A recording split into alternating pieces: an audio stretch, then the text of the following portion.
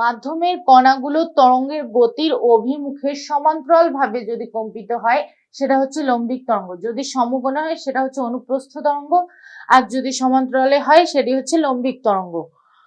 এর বৈশিষ্ট্য কি? এখানে সংকোচন ও প্রসারণের সৃষ্টি হবে।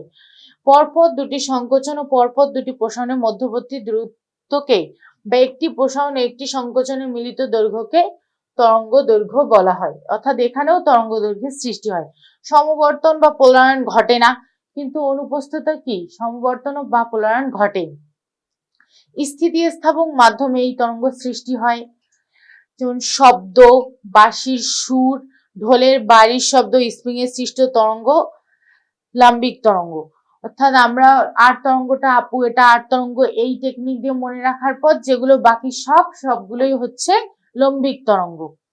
শব্দ বিস্তারের জন্য জ্বর মাধ্যমের প্রকৃতি স্থিতিস্থাপক ও অবিচ্ছিন্ন হতে হবে।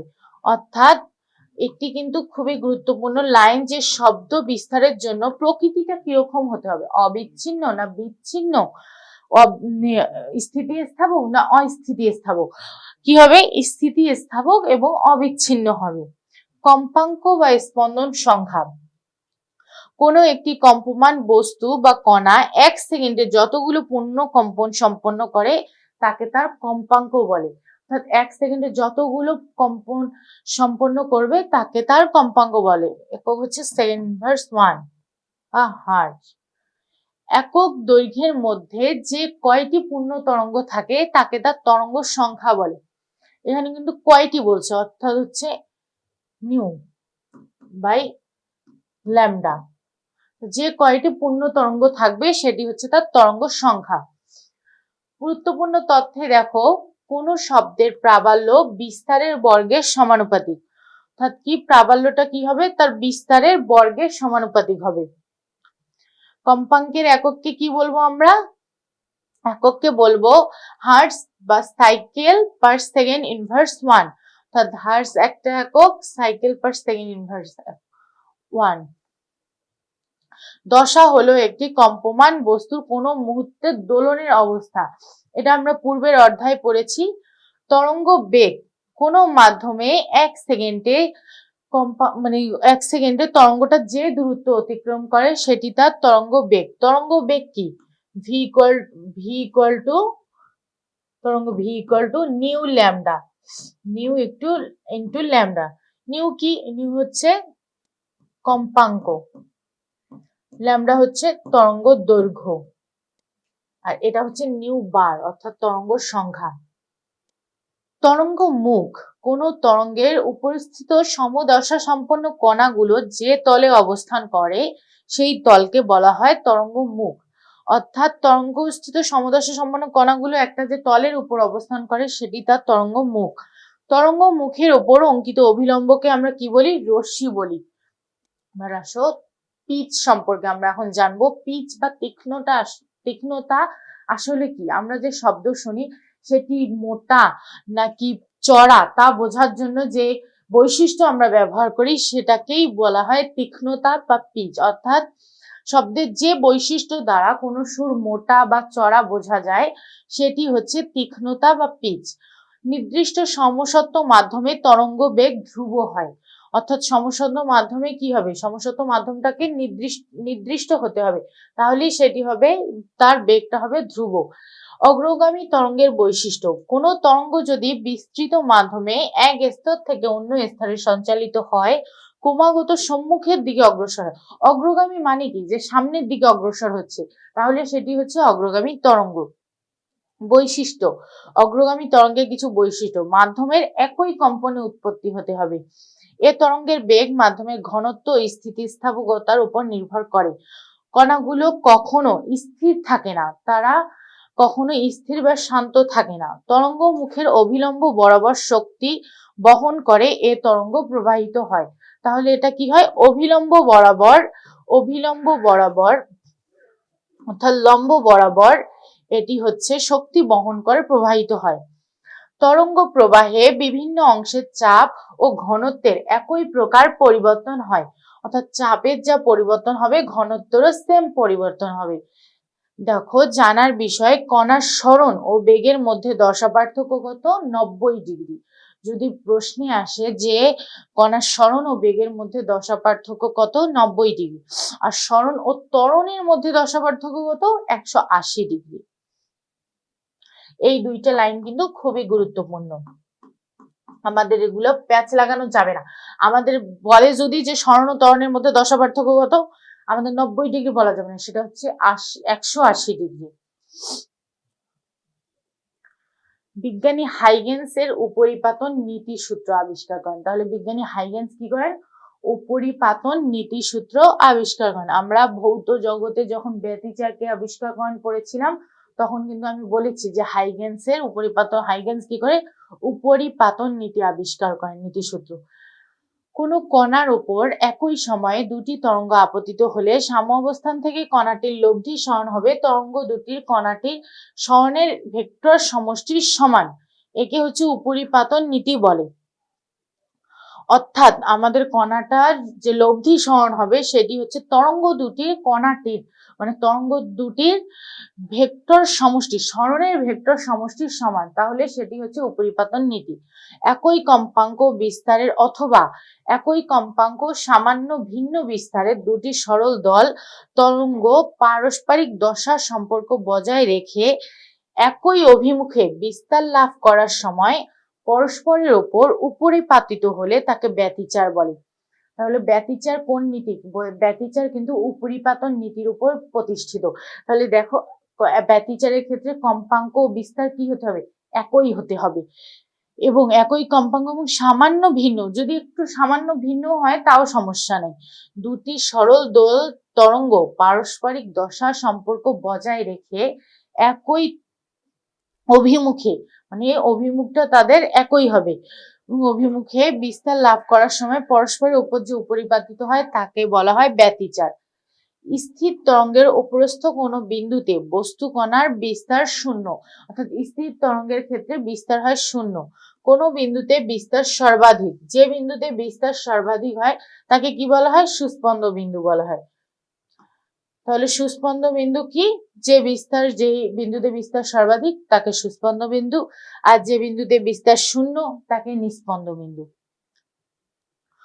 এই দুইটা লাইন দেখো, পরস্পর দুটি সুস্পন্দ বিন্দুর মধ্যবর্তী দূরত্ব কি? λ/2। পরস্পর দুটি সুস্পন্দ বিন্দুর মধ্যবর্তী দূরত্ব। আবার পরপর দুটি নিস্পন্দ বিন্দুর মধ্যবর্তী দূরত্ব λ/2, অর্থাৎ পরপর দুটি সুস্পন্দ বিন্দুর মধ্যবর্তী দূরত্ব λ/2 এবং পরপর দুটি নিস্পন্দ বিন্দুর মধ্যবর্তী দূরত্ব λ/2। কিন্তু যদি বলা হয় একটি সুস্পন্দ বিন্দু এবং একটি নিস্পন্দ বিন্দুর মধ্যবর্তী দূরত্ব কি, তাহলে কি হবে? তাহলে হবে λ/4। তাহলে দেখো যে একটি সুস্পন্দ বিন্দু মধ্যবর্তী দূরত্ব কি হবে? দূরত্ব হবে λ/4। একটি সুস্পন্দ বিন্দু একটি নিস্পন্দ বিন্দুর মধ্যবর্তী দূরত্ব হবে λ/4। তাহলে আমরা নেক্সট স্লাইডে যাই। যে একটি সুস্পন্দ একটি নিস্পন্দ বিন্দুর মধ্যবর্তী দূরত্ব λ/4। মুক্ত কম্পন। স্পন্দনক্ষম যে কোনো বস্তুকে আন্দোলিত করলে বস্তুটির একটি নির্দিষ্ট কম্পাঙ্ক ও পর্যায়কালে স্পন্দিত হয়। এই স্পন্দনকে বলা হয় মুক্ত কম্পন বা স্বাভাবিক কম্পন। তাহলে পরবশ কম্পন কি? স্পন্দনক্ষম বস্তুর উপর আরোপিত পর্যায়বৃত্ত স্পন্দনের জন্য বস্তুটি তার স্বাভাবিক কম্পাঙ্কে কম্পিত হয়। স্বাভাবিক কম্পাঙ্কের চেয়ে ভিন্নতর হলে বস্তুটি প্রথমে অনিয়মিতভাবে কম্পিত হয়, পরে আরোপিত কম্পনের কম্পাঙ্কে কম্পিত হয়। এই ধরনের কম্পনকে পরবশ কম্পাঙ্ক বলে। তাহলে পরবশ কম্পাঙ্কের ক্ষেত্রে কিন্তু আমাদের ভূমিকম্প যে হয় সেটি কিন্তু পরবশ কম্পনের ফল। এ দেখো, ভূমিকম্প ঘরবাড়ি দেয়ালে পরবশ কম্পনের সৃষ্টি করে, তাই ঘরবাড়ি ভেঙে যায়। তাহলে ভূমিকম্পে যে ঘরবাড়ি ভেঙে যায় সেটা কিসের কারণে? পরবশ কম্পনের কারণে। আর পরবশ কম্পন হচ্ছে প্রথমে স্বাভাবিক কম্পাঙ্কে কম্পিত হয়, দেন হচ্ছে অনিয়মিতভাবে কম্পিত হয়, পরে হচ্ছে আরোপিত কম্পনের চেয়েও বেশি কম্পাঙ্কে কম্পিত হয়, ফলে ঘরবাড়ি ভেঙে যায়। সরল দোলকের স্বাভাবিক পর্যায়কাল হচ্ছে টি সমান 2π√L/g, এটা আমরা আগেই পড়েছি। কোন বস্তুর ওপর প্রযুক্ত পর্যায়বৃত্ত বলের কম্পাঙ্ক বস্তুর টি স্বাভাবিক কম্পাঙ্কের সমান হলে বস্তুটি সর্বোচ্চ বিস্তারে কম্পিত হবে। অর্থাৎ কোনো বস্তুর উপর যখন পর্যায়বৃত্ত বলের কম্পাঙ্ক স্বাভাবিক কম্পাঙ্কের সমান হবে, অর্থাৎ যেটি কম্পাঙ্ক প্রয়োগ করা হবে সেটি স্বাভাবিক কম্পাঙ্কের সমান হলে সেটি সর্বোচ্চ বিস্তারে কম্পিত হবে। একে কি বলে? একে বলা হয় অনুনাদ।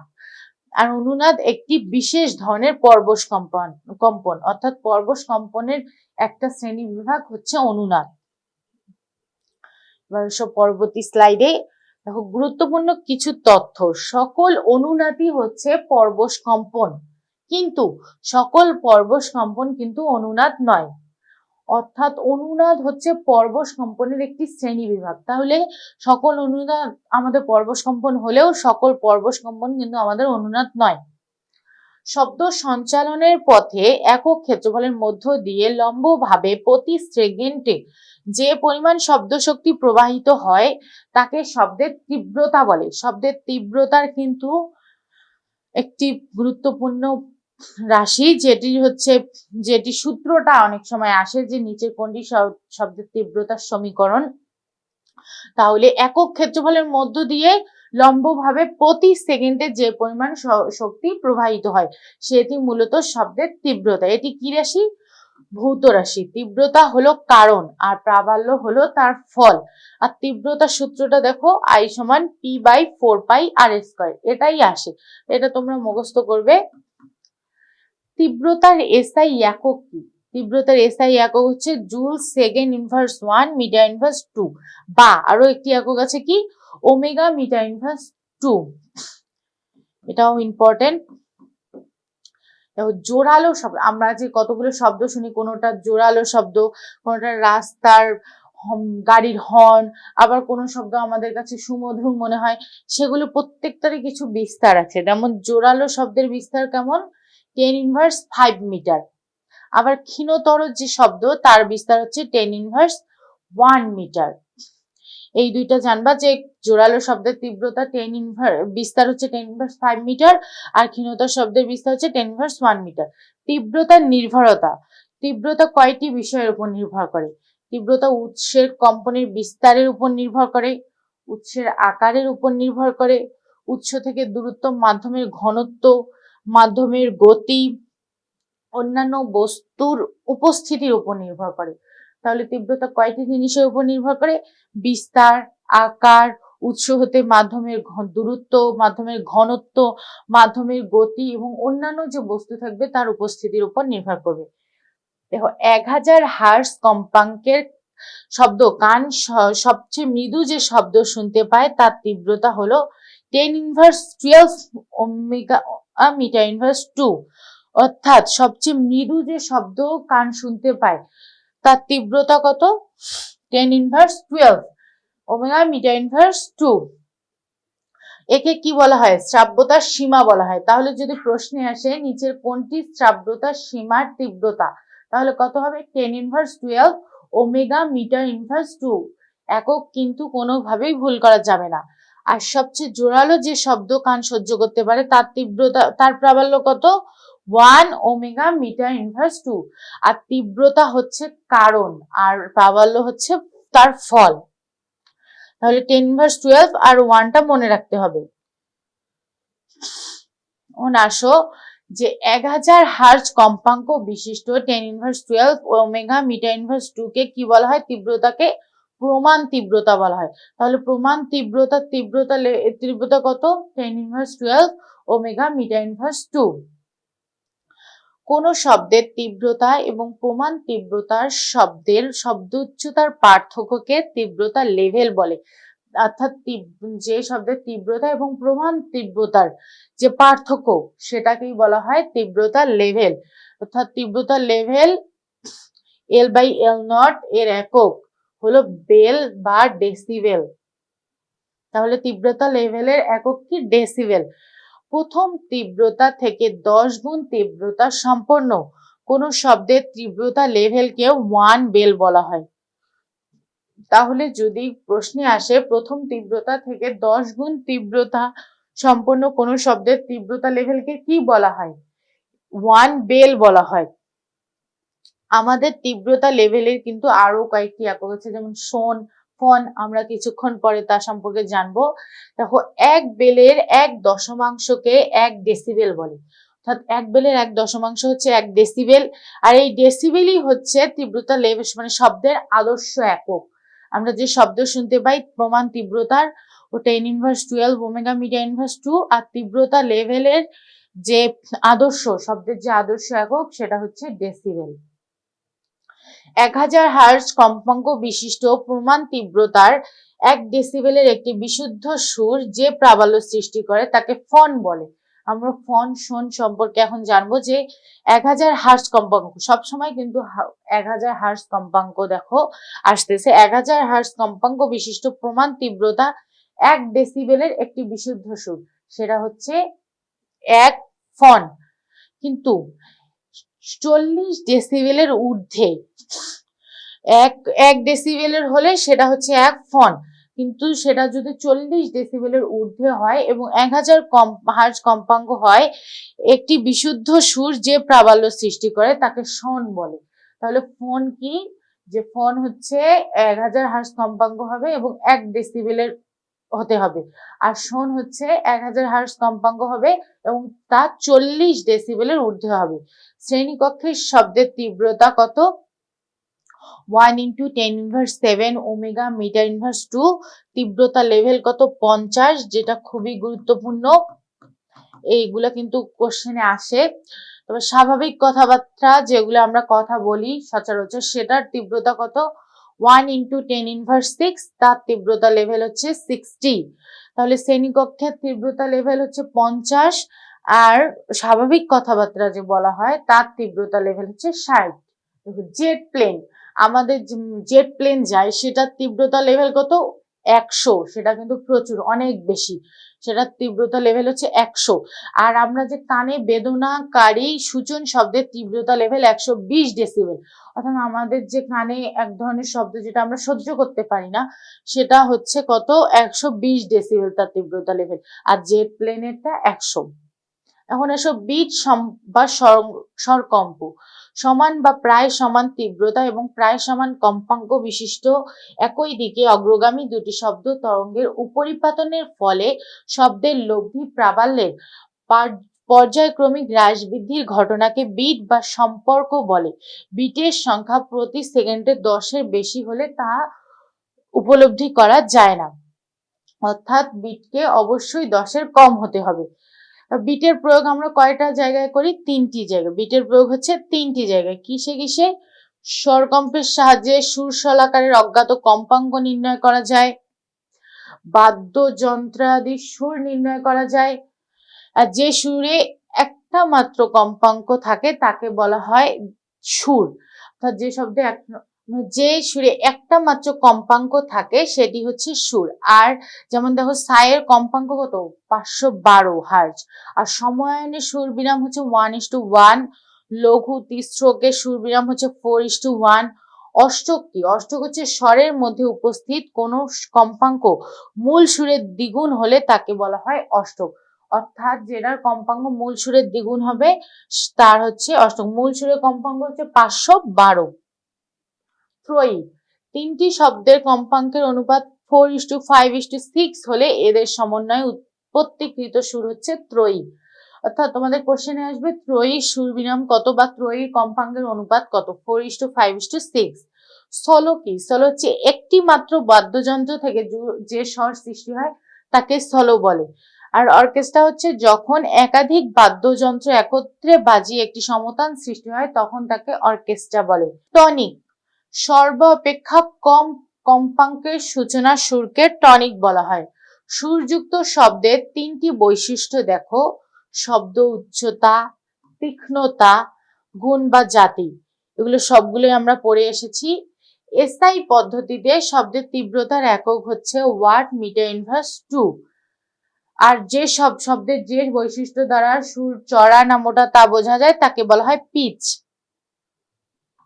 আর সর্বাপেক্ষা কম কম্পাঙ্কের সুর হচ্ছে টনিক। টানা তারে আর কম্পনের 3টি সূত্র আছে। কি সূত্র? দৈর্ঘ্যের সূত্র, টানের সূত্র, ভরের সূত্র।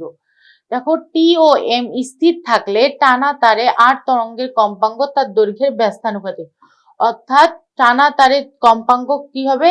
দৈর্ঘ্যের ব্যস্তানুপাতিক হবে। যখন এন ও দৈর্ঘ্য যখন কম্পাঙ্ক এন ও দৈর্ঘ্য এল, তখন তার কম্পাঙ্ক হবে